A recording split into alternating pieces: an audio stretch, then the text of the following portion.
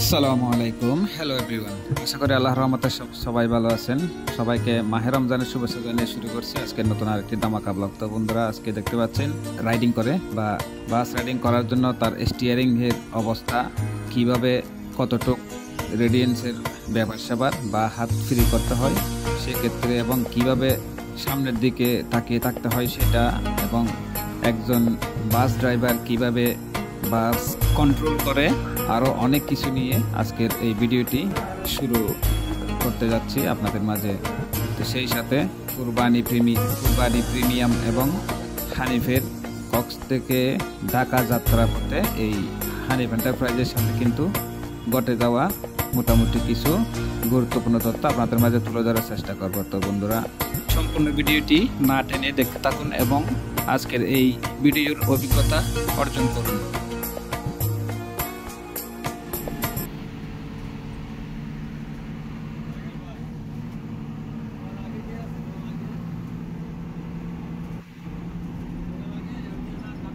এখন দেখতে পাচ্ছেন আমার পিছনে কিন্তু যারা যাত্রী আছে তারা কিন্তু অনেক সুন্দর করে ঘুমিয়ে গেছে, কারণ কক্সবাজার থেকে প্রায় এখানে সাতকানিয়া উপজেলা যেখানে আছে এখান পর্যন্ত চলে এসেছে।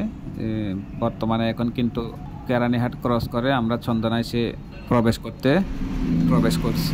তো এখানে কিছু রাস্তা মেরামতের জন্য কিন্তু ভাঙাচোরা, যার কারণে অনেক কষ্টে ড্রাইভিং করতে হয়। এখানে দেখতে পাচ্ছেন ড্রাইভার সাহেব কিন্তু গাড়িটিকে অনেক কষ্টে ড্রাইভার সাহেব কিন্তু অনেক একটা সিগারেট ধরানোর জন্য কিন্তু অনেকক্ষণ সময় লেগে গেল, কারণ হুট করে বিপরীত দিকে এরকম ডাবল লেনের রোডে কিন্তু অনেক বিপজ্জনক ড্রাইভিং করা। যেমনটি দেখতে পাচ্ছেন, হাত কিন্তু সরানোই যায় না স্টিয়ারিং থেকে। তো একজন ড্রাইভারের পক্ষে কিন্তু এরকম ডাবল লেনের রাস্তায় অনেক কষ্টকর হয় বাস ড্রাইভিংয়ের ক্ষেত্রে। যেমনটি দেখা যায় ঢাকা টু চট্টগ্রাম 1/1 রুটে কিন্তু এরকম হয় না। অনেক সময় স্টিয়ারিং ছেড়ে দিয়েও কিন্তু আপনি যে কোনো কিছু পানি খাওয়া থেকে শুরু করে সিগারেট কিংবা অন্য কিছু খাইতে পারবেন, কিন্তু মোটামুটি এক হাত দিয়ে ধরলে হয়। কিন্তু এইখানে দেখতে পাচ্ছেন দুই হাত ছাড়া এক হাত সহজেই ছেড়ে দেওয়া যাচ্ছে না, কারণ বিপরীত পাশ থেকে কিন্তু স্পিডিভাবেই অন্য বাস কিংবা যানবাহন চলে আসছে এবং সামনে তো আছেই। তো এখানে মজার ব্যাপার হচ্ছে হানিফ বাসের বাস ড্রাইভিং দেখতে কিন্তু আসলেই অনেক রোমাঞ্চকর। যেমনটি দেখতে পাচ্ছেন, এই বাস ড্রাইভারটি হচ্ছে হানিফ এন্টারপ্রাইজেরই একজন ড্রাইভার। তিনি সুদক্ষ ড্রাইভার। তিনি বিগত 20 বছর যাবৎ এই হানিফ এন্টারপ্রাইজে কিন্তু হানিফ বাসের চালক হিসেবে দীর্ঘদিন যাবৎ কর্মরত আছেন। তো তার মুখ থেকে একটি কথা বাহির হয়ে যাচ্ছে যে বর্তমান সময়ে একজন চেয়ারম্যান নাকি কয়েক মাসের মধ্যেই নাকি খুবই জনপ্রিয় হয়ে উঠেছে। তো ওনার কথা বলতেছিল, উনি নাকি ওনার সম্পর্কে আত্মীয় হয়। তো ওনাদের টাকা নিয়ে ওই আত্মীয় বর্তমানে চেয়ারম্যান হয়ে গেছে, এবং চেয়ারম্যান হওয়ার কিছুদিনের মধ্যেই নাকি বলে 2 থেকে 3 কোটি টাকার মালিক হয়ে গেছে। বাবা যাই, কি পরিমাণ এদিক সেদিক করলে আপনি 2 থেকে 3 কোটি টাকার মালিক হওয়া যায়। এটা কিন্তু বাংলাদেশেই সম্ভব, বাংলাদেশ ছাড়া অন্য কোথাও এরকম আশা করা যায় না। দুর্নীতির কোন পর্যায়ে গেলে এমনটা হয়, একজন চেয়ারম্যান সাহেব যদি এরকম কয়েকদিনের ভিতরে 2 থেকে 3 কোটি টাকার মালিক হয়ে যায়। তো যাই হোক, আমার কথা কিন্তু ওইটা না।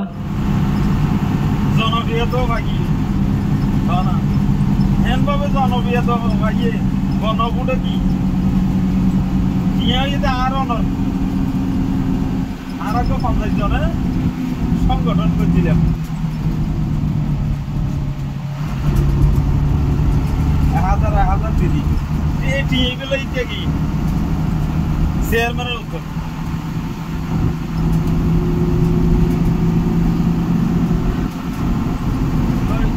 এগুলো বন্যা করে রাখতে মাঝে মানিও ডল না সিরা মিরা দি কি গাড়ি দি জনবিয়া তো কি ইয়া আল্লাহ দিলে আমার না নইলে 2 কোটি টাকার মালিক শূন্য হাতা চেয়ারম্যান। আচ্ছা আই তো বিদেশ দিলাম গাছের বিদেশ কাঠ মানে মাথা বলে বিদেশ। এখন দেখতে পাচ্ছেন বাস ড্রাইভারটিকে একটু আপনাদের সামনে তুলে ধরলাম। উনি অনেক ভালো ড্রাইভিং করে এই বাসটি। উনি আসলে এই ডাবল লেনের মধ্যে কিন্তু অনেক সুন্দরভাবে দেখতে পাচ্ছেন খুব মনোযোগ সহকারে সামনের দিকে ক্ষিপ্র গতিতে কিন্তু চোখ দুটিকে রাস্তার দিকে কিন্তু তার সব কিছু ধারণ করতে হচ্ছে, কারণ এই সামনে এই ডাবল লেনে কিন্তু অনেক কষ্ট করে। এই যে দেখতে পাচ্ছেন এখানে প্রতিটি মুড়ে মুড়ে কিন্তু অনেক যানবাহন থাকে, যার কারণে এগুলো ড্রাইভিং করতে কিন্তু এই রাস্তায় অনেক হিমশিম খেতে হয়।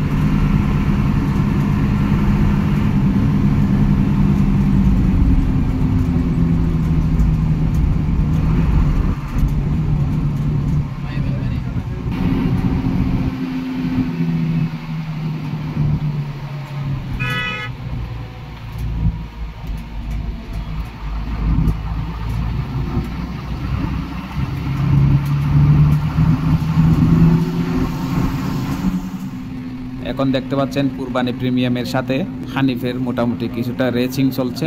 তো এটি হচ্ছে সামনের যে কুরবানি প্রিমিয়ামটি, এগুলো হচ্ছে বন্ধুরা মোটামুটি গেট লক বললেই চলে। বান্দরবান থেকে চট্টগ্রাম পর্যন্ত সার্ভিস দেওয়া হয় এবং চট্টগ্রাম থেকে কক্সবাজার মোটামুটি ভালোই সার্ভিস দেয়, কিন্তু মাঝে মধ্যে একটু লোকাল মারে আর কি। এগুলো কিন্তু হিনো একে 1G সিরিজের বাস, এদের মধ্যে কিন্তু কোনো লেলে কিংবা অন্যান্য ব্র্যান্ডের কোনো বাস নেই। সবগুলো কিন্তু হচ্ছে কুরবানি প্রিমিয়ামের সবগুলোই বাস হচ্ছে হিনো একে 1G সিরিজের।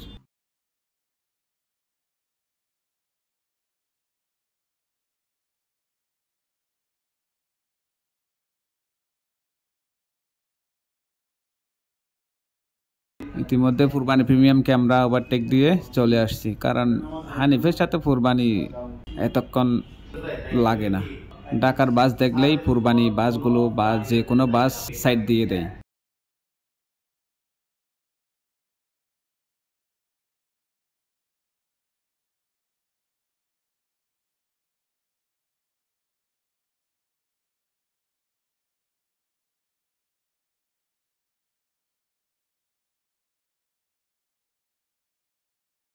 এখন সামনে দেখতে পাচ্ছেন একটি হানিফ, এটা কিন্তু হানিফ মেইন অরিজিনাল হানিফ ভাবলে কিন্তু ভুল হবে, তারপরেও কিন্তু ভালোই ড্রাইভিং করতেছে। এগুলো বিশেষ করে কক্সবাজার থেকে চট্টগ্রাম পর্যন্ত, অনেক সময় ঢাকাও লোকাল হিসেবে ট্রিপ মারে।